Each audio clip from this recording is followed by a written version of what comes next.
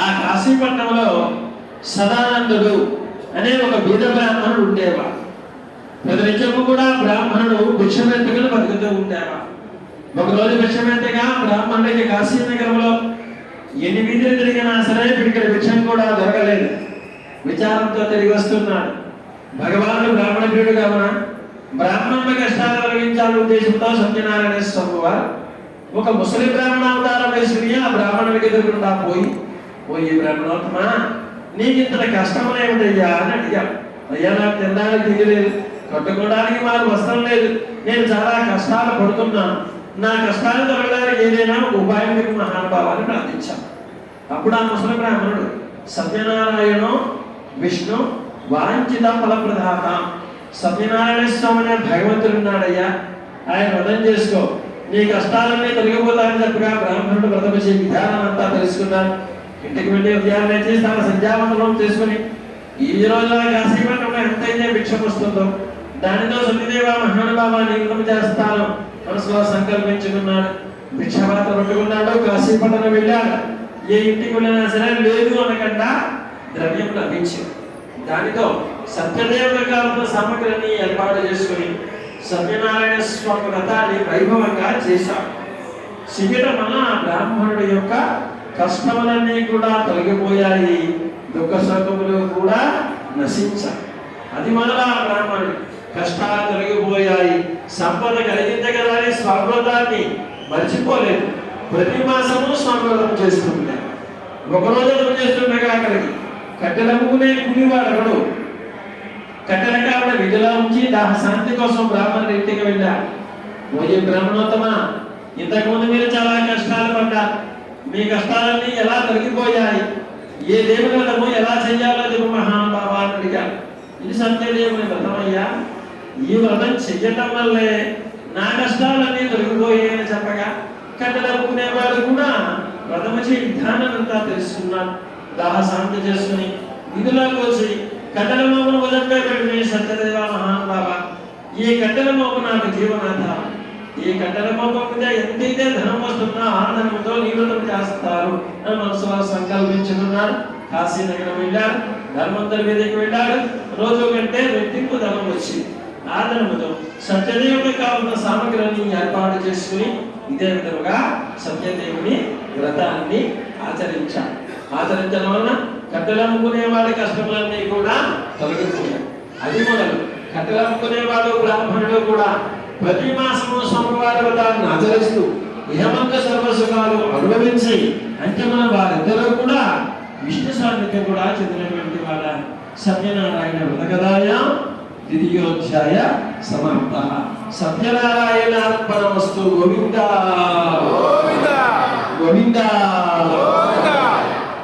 తృతీయోధ్యాయం ప్రారంభ. మూడో కథ చెప్తున్నాను వినండి. పూర్వకాలంలో వృద్ధాముకుడు అనే మహారాజు ఉండేవాడు. మహారాజు గారికి ధనం ఉంది, రాజ్యం ఉంది, అధికారం ఉంది, అన్నీ ఉన్నాయి, కానీ సంతానం లేదు. సంతానాన్ని ఇచ్చే దేవుడు సత్యదేవుడు అని తెలుసుకుని వృద్ధాముకు రాజు గారు భార్యా సమీపుడై భద్రశీల అని నదీ తీరంలో సత్యదేవుని వ్రతాన్ని ఆచరిస్తుండగా అక్కడికి సాధువు అనే షావుకారు గారు అనంతమైన డబ్బుతో వ్యాపారం చేసుకుంటూ వస్తూ నదిబొట్టిన పడవ నుంచి రాజుగారు జనమంతా చూశా. అయ్యా, మీ రాజ్యం ఉంది, ధనం ఉంది, ఎందుకోసం చేస్తున్నారయ్యా అని అడిగా. నాకు రాజ్యం ఉంది, ధనం ఉంది, అన్నీ ఉన్నాయి, కానీ నా తర్వాత రాజ్యాన్ని పరిపాలించడానికి వంశోద్ధారక లేడు, సంతానం కోసం వ్రతము చేస్తున్నానని చెప్పాను. అప్పుడు షావుకారు అన్నాడు, అయ్యా మీకే కాదు, నాకు సంతానం లేదు, నేను వ్రతము చేసుకుంటాను, ఎలా చెయ్యాలో చెప్పు మహానుభావ అన్నాడు. వ్రత విషయంతా తెలుసుకున్నాడు. ప్రసాదం సేకరించాడు. కొద్దిగా ప్రసాదాన్ని తీసుకెళ్ళి తన భార్య అయిన లీలావతికి ఇచ్చాడు. సంతానాన్ని ఇచ్చే దేవుడు సత్యదేవుడు అట. వృద్ధామురాజు గారు వ్రతం చేశారు, మనకి సంతానం లేదు కదా, మనకి సంతానం కలిగితే సత్యదేవ మహానుభావ నీ వ్రతం చేస్తారని షావుకారు తన భార్య లీలావతి సత్యదేవునికి ప్రార్థన మాత్రమే చేశారు.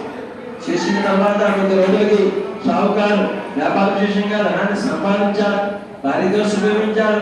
కొంతకాలానికి సత్యదేవ ప్రసాద మహిమ వలన శీఘ్రకాలంలోనే ఆ లీలావతి గర్భవతి అయినది. నా మాసాలు నిండే 10వ మాసమున అందమైనటువంటి చక్కనైనటువంటి ఆడపిల్ల కూడా జన్మించింది. ఆ చిన్నదానికి బాలసార మహోత్సవం ఏర్పాటు చేశాడు. బాలసార మహోత్సవంలో కుమార్తెకి కళావతి అని పేరు పెట్టాడు. పేరు పెట్టిన తర్వాత భార్య అయిన లీలావతి అంటున్నారు, నాదా మనకి సంతానం కలిగితే చచ్చదే వ్రతం చేద్దామనుకున్నాం కదా, బంధువులు వచ్చారు, బ్రాహ్మణులు వచ్చారు, వ్రతం చేద్దామని అడిగి అప్పుడు షావుకారు అంటున్నాడు, కలిగిన సంతానం ఎలాగా కలిగింది? కలిగిందా? ఆడపిల్ల కలిగింది. ముందు విశేషమైన ఖర్చులు ఉంటాయి. ఈ వ్రతాన్ని ఆ వ్రతాన్ని కలిపి అల్లుడితో సహా 2 వ్రతాలుగా అమ్మాయి వివాహగానం చేద్దామని షావుకారు గారు కోర్టు వారు వాయిదా వేసినట్టుగా ఆ వ్రతాన్ని వాయిదా వేశాం. 2 రోజులు గడిచింది. షావుకారు వ్యాపారం చేసుకుంటూ ధనాన్ని సంపాదించారు. కుమార్తె యుక్త వయసు కూడా వచ్చింది. వివాహం చేస్తామనుకున్నాడు. ఒక దూతను పంపించాడు కాంచీపురం.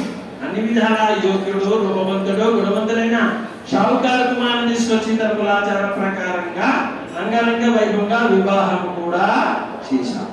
వివాహమైనది. షావుకారు వ్రత విషయాన్ని మర్చిపోయాడు. ఒక పడవ 2 పడవ అన్నట్టుగా అల్లుళ్ళు కూడా వ్యాపారం చేద్దామని రత్నశాంతం తీసుకున్నారు. రత్నశాంతంలో అల్లుడు మామ ఇద్దరు కూడా రత్నాలు వ్యాపారం చేశారు. విశేషంగా ధనం వచ్చింది. ఆ ధనంతో చెట్టు కింద కూర్చున్నాడు. సత్యదేవుడు అనుకుంటున్నాడు, షావుకారు సంతానాన్ని ఇస్తే వ్రతం చేస్తామన్నాడు, చెయ్యలేదు. వివాహానంతరం చేస్తామన్నాడు, చెయ్యలేదు. ధనము అంటున్నాడే తప్ప నారాయణ నామం కూడా మర్చాడే.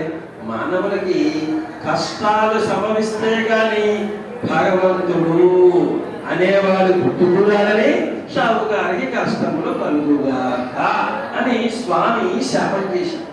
శాప ప్రభావం అదే రత్నశానపురాన్ని చంద్రకేతు మహారాజు పరిపాలిస్తున్నాడు. చంద్రకేతు మహారాజు ధనాగారం నుంచి కొంతమంది మాయదొంగలు ధనాన్ని తీసుకొచ్చి షావుకార్ల దగ్గర వదిలిపెట్టి మాయదొంగలు మాయమైపోయారు.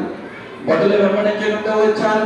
షావుకార్ల దగ్గర ధర్మణం చేసి వీరే దొంగలు అనుకుని షావుకార్ని అల్లుడిని ధనాన్ని కూడా తీసుకెళ్లి చంద్రకేతు మహారాజు గారి ప్రవేశపెట్టారు. షావుకారు అంటున్నాడు, అయ్యా మేము వ్యాపారం చేసిన షావుకారులని ఎంత మాత్రము దొంగలము కాదు అని చెప్పారు. కానీ స్వామి శాపం వల్ల వారు చెప్పేది కూడా రాజుగారు వినిపించుకోలేదు. న్యాయ సమీక్ష చెయ్యలేదు. ధనాన్ని ధనాగారములు వేసి షావుకారికి సంఖ్యలు వేసి కారాగారంలో బంధించమన్నాడు. ఇక్కడ చూస్తే భార్య లీలావతి, కుమార్తె కళావతి, వారింట్లో కూడా దొంగలు ధనాన్ని అపహరించిపోయారు. అన్నమో రామచంద్ర అన్న పరిస్థితి ఏర్పడింది. ఒకరోజు కళావతి ఆకలి ప్రాంతాల్లాగా భిక్షాలకు బ్రాహ్మణుడి ఇంటికి వెళ్ళింది. ఆ రోజు ఏకాదశి. ఆ బ్రాహ్మణుడు సత్యదేవ వ్రతం చేస్తున్నాడు. నుండి ప్రసాదం స్వీకరించి కొద్దిగా ప్రసాదాన్ని తీసుకెళ్లి తన తల్లి అయిన లీలావతికి ఇచ్చింది. సత్యదేవ ప్రసాదం అనిగానే ఆ లీలావతి వృత్తాంతంతా గుర్తొచ్చి, మా సంతానం ఇస్తే వ్రతం చేస్తామన్నాము, చెయ్యలేదు. వివాహాంతరం కూడా మర్చిపోయాం, అందుకే మనకు కష్టాలు వస్తున్నాయని చెప్పి ఆ లీలావతి కళావతి కూడా సత్యదేవ మహానుభావ తప్పిదం చేశాము స్వామి. నా భర్తారుడు క్షేమంగా వస్తున్నారని వార్త వినగానే నీ వ్రతం చేస్తాను అని మరలా సంకల్పించి ఉన్నారు.